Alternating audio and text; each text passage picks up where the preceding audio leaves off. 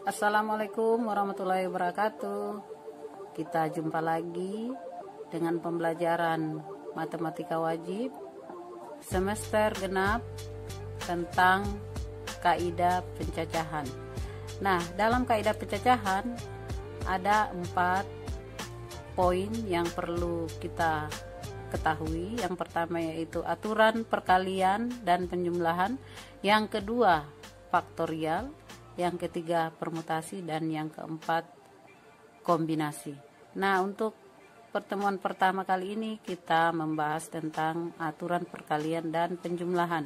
Nah, secara khusus aturan perkalian berbunyi sebagai berikut. Jika kejadian pertama dapat terjadi dalam M cara dan setiap kejadian pertama diikuti oleh kejadian kedua yang terjadi dalam N cara, maka kejadian pertama dan kejadian kedua tersebut secara bersama-sama terjadi dalam M kali N cara. Ya, jadi dikalikan. Kita lihat contoh yang pertama. Diagram di bawah ini ya, menunjukkan alur atau pilihan jalan untuk bepergian dari kota A ke kota C melalui kota B. Amir berada di kota A dan berencana bepergian ke kota C melalui kota B. Berapa banyak jalan berbeda yang dapat dilalui oleh Amir? Nah, itu pertanyaannya. Nah, kita perhatikan dari kota A ke kota B ada 5 jalan yang berbeda. Nah, ini jalannya yaitu P, Q, R, S, dan T. Nah, dari kota B ke kota C ada 3 jalan berbeda yaitu K, M, dan N. Jadi banyaknya jalan yang dilalui oleh Amir, ya, banyaknya jalan yang dapat dilalui oleh Amir dari kota A menuju kota C, yaitu tinggal kita kalikan 5 kali 3, 5 tadi dari A ke B dan 3 tadi dari B ke C, jadi 15 jalan. Nah, jadi terselesaikan untuk contoh yang pertama. Jadi tinggal kita ke contoh yang kedua.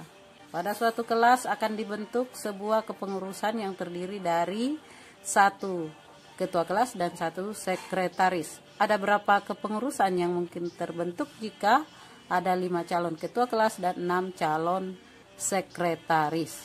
Nah, jadi kalau ketuanya 5 ya, calon ketua kelas ada 5 dan calon sekretarisnya 6, tinggal kita kalikan 5 kali 6 berarti kemungkinan ada 30. Nah, untuk beberapa kejadian aturan perkalian dapat diperluas jika kejadian pilihan dengan setiap kejadian. Nah, seperti ini ya, N1 kali N2 kali N3 kali dan seterusnya. Sekarang contoh yang ke 3. Dalam ruang tunggu suatu apotek terdapat 4 kursi. Ahmad, Umar, Ali, dan Said sedang berada di ruang tunggu apotek tersebut. Berapa banyak cara yang berbeda keempat anak itu menduduki kursi tersebut? Nah, jadi kita buat kotak seperti ini. Misalkan 4 kotak menampilkan 4 kursi ruang tunggu. Jadi karena 4 kursi, jadi kita buat 4 kotak seperti itu. Kotak pertama diisi oleh 4 pilihan cara. Jadi di sini 4. Karena salah satu sudah diambil, sisa 3, berarti di sini 3. Baru di sini 2, baru 1. Nah, setelah itu tinggal kita kalikan 4 kali 3 kali 2 kali 1. Nah, seperti ini. Akhirnya dapat 4 kali 3 12 kali 2 24 kali 1 24. Nah, sekarang kita ke aturan penjumlahan. Itu tadi kalau aturan perkalian. Nah, sebelum kita membahas tentang aturan penjumlahan, tentunya ini ada masalah-masalah yang menggambarkan terbentuknya aturan penjumlahan. Tetapi kita langsung ke secara khususnya, yaitu aturan penjumlahan secara khusus berbunyi, jika kejadian pertama dapat terjadi dalam M cara dan kejadian kedua secara terpisah dapat terjadi dalam N cara, maka kejadian pertama atau kejadian kedua dapat terjadi dalam M tambah N cara. Kalau aturan perkalian tadi dikali M kali N, nah kalau aturan penjumlahan ditambah M tambah N. Nah, ini diperhatikan contoh yang keempat. Ini untuk aturan penjumlahan. Ardi dan Nugroho di kota yang berbeda ingin menuju ke kota yang sama. Ardi berangkat dari kota A ke kota C dalam 4 cara, sedangkan Nugroho berangkat dari kota B ke kota C dalam 3 cara.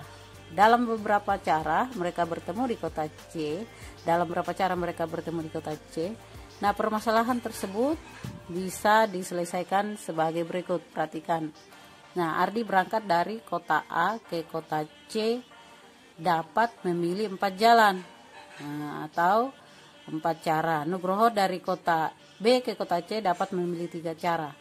Berarti tinggal kita tambahkan 4 tambah 3 berarti ada 7 cara. Nah, itu contoh yang pertama untuk aturan penjumlahan. Nah, aturan penjumlahan secara khusus juga dapat diperluas sebagai berikut. N1 tambah N2 tambah N3 tambah dan seterusnya tambah NP cara. Nah, contoh yang berikutnya untuk aturan penjumlahan. Di dalam kantong terdapat 10 kelereng berwarna merah, 7 kelereng berwarna hijau, 5 kelereng berwarna kuning, dan 3 kelereng berwarna biru. Jadi, berapakah banyaknya kemungkinan untuk mengambil satu kelereng berwarna merah atau hijau atau kuning atau biru? Nah, kejadian pertama mengambil satu kelereng merah. Nah, kelereng merah kan 10 warna, jadi 10 cara. Kejadian kedua, kalau untuk kelereng hijau ada berapa cara? 7 cara. Nah, kelereng ketiga yaitu kuning, yaitu ada 5 cara. Kemudian yang berikutnya, kelereng biru ada 3 cara. Nah, tinggal kita tambahkan 10 tambah 7 tambah 5 tambah 3 dan seterusnya, akhirnya diperoleh 25 cara.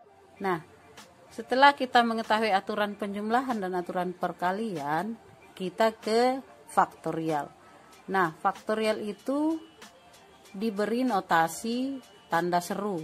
Nah, jadi kalau di dalam matematika ada tanda seru seperti ini dibaca faktorial. Jadi kalau 1 ada tanda seru berarti 1 faktorial. Jadi kalau di sini N ada tanda seru berarti dibaca N faktorial. Didefinisikan N faktorial sama dengan 1 kali 2 kali 3 kali dan seterusnya kali N kurang 1 kali N. Nah, jadi sekarang kita lihat contoh untuk faktorial. Nah, misalnya seperti ini.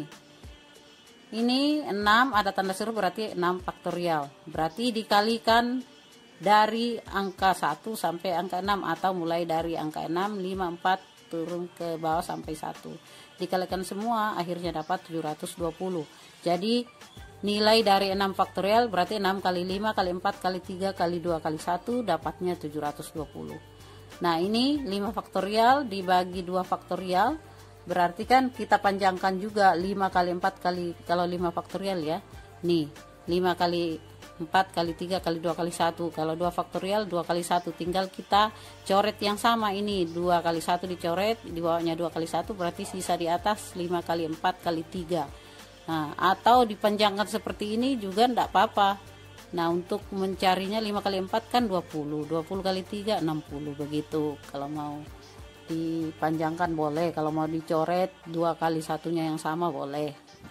Nah, ini 4 faktorial kali 3 faktorial. Jadi 4 kali 3 kali 2 kali 1 itu hasil penjabaran dari 4 faktorial. Dan 3 faktorialnya yaitu 3 kali 2 kali 1. Kita cari semua 4 faktorial hasilnya 24. 3 faktorial hasilnya 6. 24 kali 6 hasilnya 144. Nah, untuk yang berikutnya 8 faktorial ditambah. Jadi di 8 itu kenapa stop di 6 faktorial? Karena di sini 6 faktorial. Nah, ini 1 kali 6 faktorial, 7 kali 6 faktorial itu 7 faktorial. Jadi itu dari 1 sampai 6 sampai 7 dihabiskan. Jadi ubah 8 faktorial ke dalam bentuk. Nah, itu boleh dengan cara panjang. Nah, ini juga. Nah, kalian perhatikan ini. Sederhanakan penjumlahan pecahan. Nah, ini jadi 2 per 7 faktorial ditambah 5 per 8 faktorial. Nah, 2 per 7 faktorial kali. Ini disamakan ya, 8 dikali 8 per 8. Nah, jadi didapat hasilnya disamakan. Nah, itu secara singkat penjelasan aturan perkalian dan aturan penjumlahan untuk kaidah pencacahan. Ya, untuk pertemuan berikutnya nanti kita membicarakan tentang permutasi dan kombinasi. Terima kasih atas perhatiannya. Mudah-mudahan penjelasan singkat ini dapat membantu mengerjakan tugas. Terus dicari juga literatur dari berbagai sumber, dari internet, dari YouTube, untuk membantu mengerjakan tugas yang akan dilihat di dalam classroom. Terima kasih. Assalamualaikum warahmatullahi wabarakatuh.